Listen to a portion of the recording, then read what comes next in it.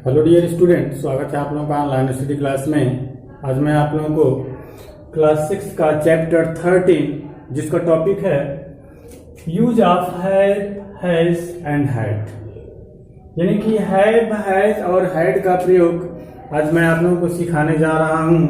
आप लोग इसे ध्यान से सुनेंगे। अगर आप इसे ध्यान से सुनते हैं तो आपको अच्छे से समझ में आएगा।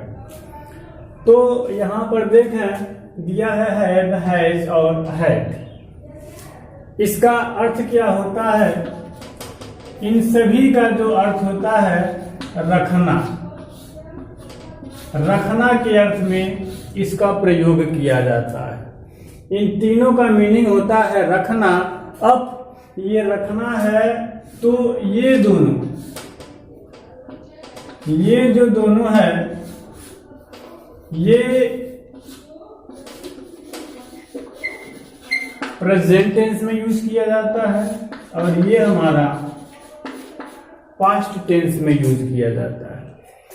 हैव, हैज प्रेजेंट टेंस और हैड पास्ट टेंस। अब प्रेजेंट टेंस में यूज किया जाता है तो प्रेजेंट टेंस क्या होता है?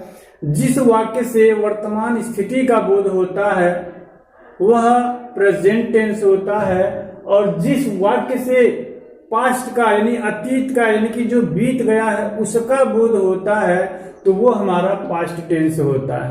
पहचान क्या है इसका? इसके अंत में है, हूं, हो।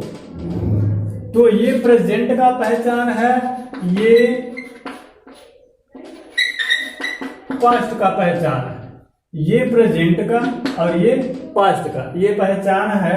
अब चूंकि हम हैव, हैज और हैड का यूज सीख रहे हैं या आपको बता रहे हैं तो जाहिर सी बात है वाक्य के अंत में ये होगा तो हैव, हैज लगाएंगे, और अगर वाक्य के अंत में था, थे, थी होगा तो वहां पे हैड। लेकिन किस टाइप के वो वाक्य होंगे जहां पे हम हैव, हैज का प्रयोग करेंगे और हैड का प्रयोग करेंगे? ये नहीं कि बस अंत में है, हूं, था, थे, थी हो तो हम वहां पे हैज, हैव, हैड का प्रयोग कर देंगे। नहीं, वाक्य कैसा होना चाहिए?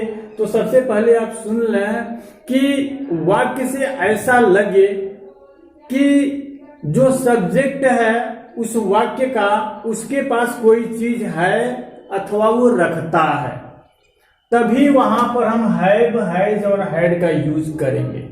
एक बार फिर आप सुन लें कि अगर वाक्य से ये लगे कि किसी व्यक्ति के पास का आशय ये है जो वाक्य दिया गया उसमें सब्जेक्ट के पास कोई चीज है अथवा जो सब्जेक्ट दिया है वो रखता है, इस टाइप का कोई वाक्य हो तो वहां पर हम हैव, हैज, हैड का यूज करेंगे। फॉर एग्जाम्पल देखेंगे, जैसे मोहन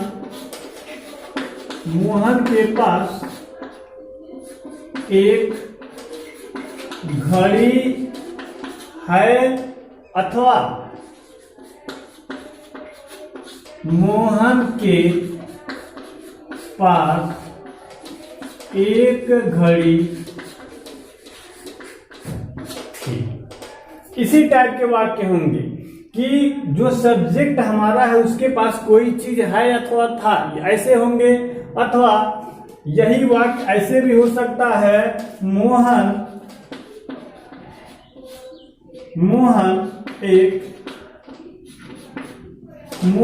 एक गाय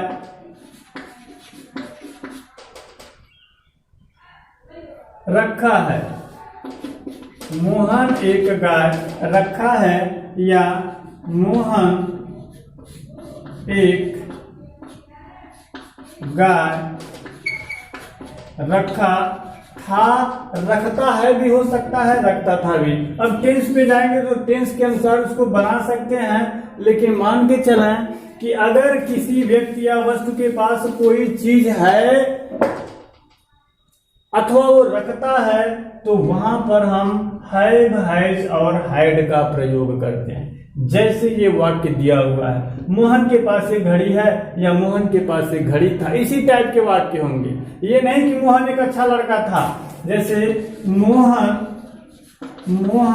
एक अच्छा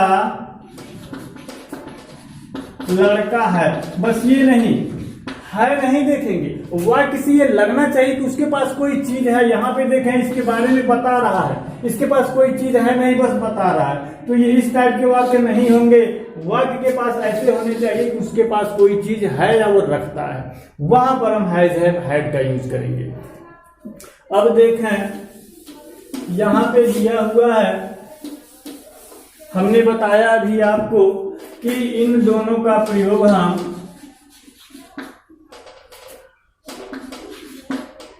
प्रेजेंट टेंस में करते हैं और इसका प्रयोग पास्ट टेंस में करते हैं। पास्ट का मतलब था से थी रहेगा, यानी उसके पास कोई चीज था। तो ये तो एक ही है तो क्लियर है, बस हैड ही लगेगा।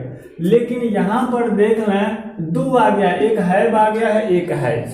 तो कब हैज लगाएंगे, कब हैव लगाएंगे ये भी जान लें। अगर हमारा जो सब्जेक्ट है क्या है, आई है, वी है, यू है,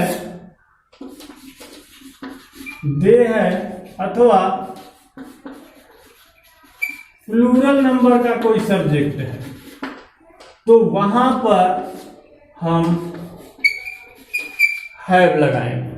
अगर सब्जेक्ट हमारा आई, वी, यू, दे अथवा कोई भी प्लूरल नंबर यानी कि बहुवचन का सब्जेक्ट है तो वहां पर हैव लगाएंगे। और अगर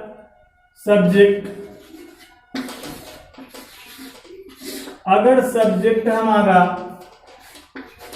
ही है, सी है, इट है अथवा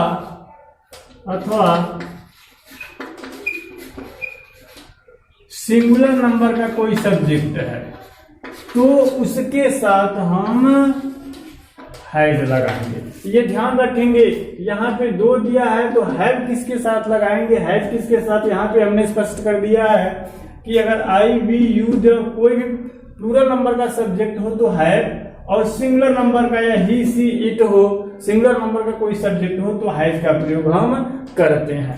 अब इधर जाते हैं, इधर कोई भी सब्जेक्ट हो सबके साथ हम हैड लगाते हैं पास्ट टेंस में। तो ये रहा इसका रूल। अब आते हैं सीधे एग्जाम्पल पर।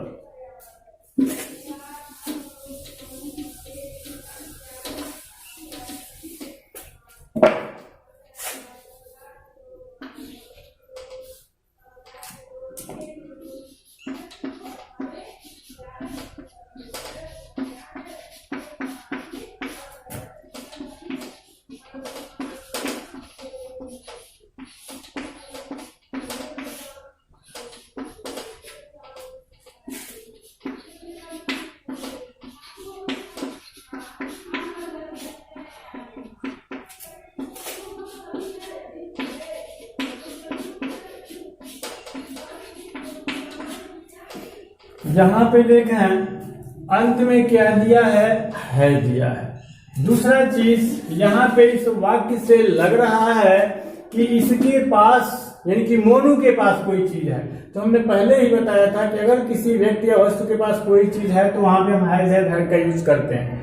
अब देखें यहाँ पे है दिया तो जाहिर सी बात है ये प्रेजेंट टेंस में, और प्रेजेंट टेंस में हम हैव लगाएंगे।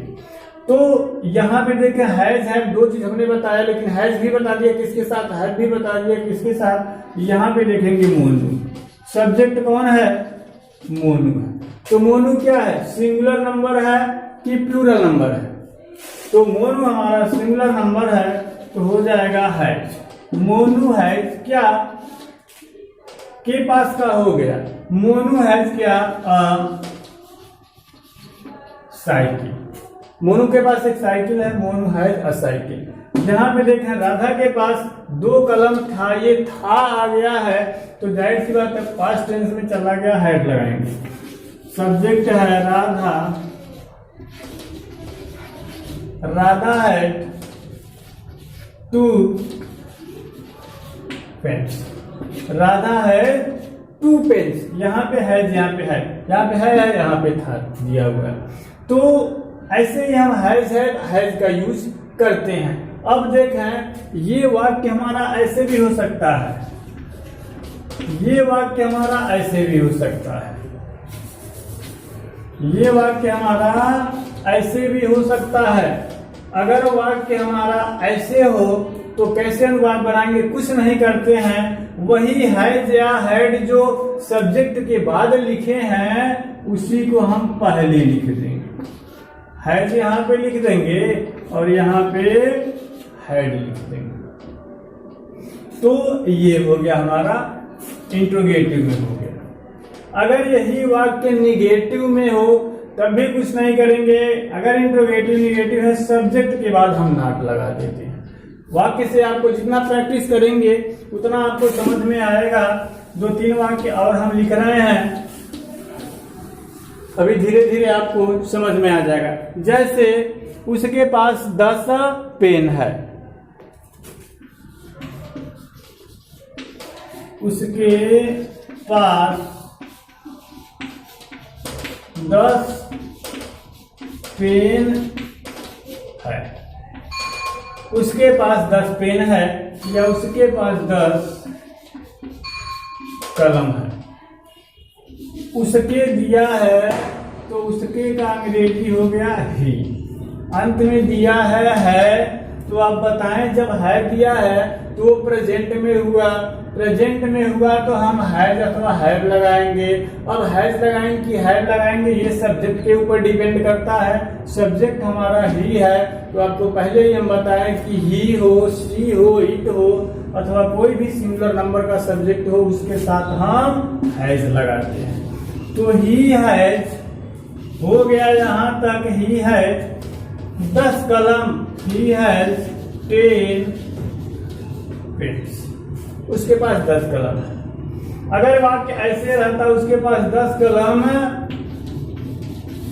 नहीं है तो वहां पर हम क्या करते, ही हैज यहाँ पे नॉट लिख देते।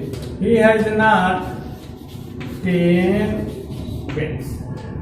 अगर यही वाक्य यहाँ पे था हो जाता तो क्या करते, अब था आ गया है तो था है तो पास्ट में चला गया, ये हो जाएगा हैड। बस यही है, इसमें कोई दूसरा चीज नहीं है, बहुत ही आसान है। ये देखें यहाँ पे मेन वर्ब के रूप में लिंक का काम कर रहा है, लिंकिंग भी कह सकते हैं। ये मेन वर्ब के रूप में यहाँ पे यूज हुआ है। तो याद रखेंगे हैज, हैव, हैड का यूज कहाँ किया जाता है? अगर किसी व्यक्ति या वस्तु के पास कोई चीज है अथवा वो रखता है तो वहां पे हैज, हैव, हैड का यूज करते हैं। अब देखना यह है कि अंत में जो चीज आएगा उसी के हिसाब से हमको ये वर्ब लगाना पड़ेगा। पहले ही हमने बता दिया है, प्रेजेंट टेंस में ये, पास्ट टेंस में ये। बस यही था इस चैप्टर में, यही है हैज, हैव, हैड का यूज। अब हम उम्मीद करते हैं आपको ये समझ में आया होगा। अगर कहीं कोई दिक्कत हो तो आप इस वीडियो को पुनः देख सकते हैं। धन्यवाद।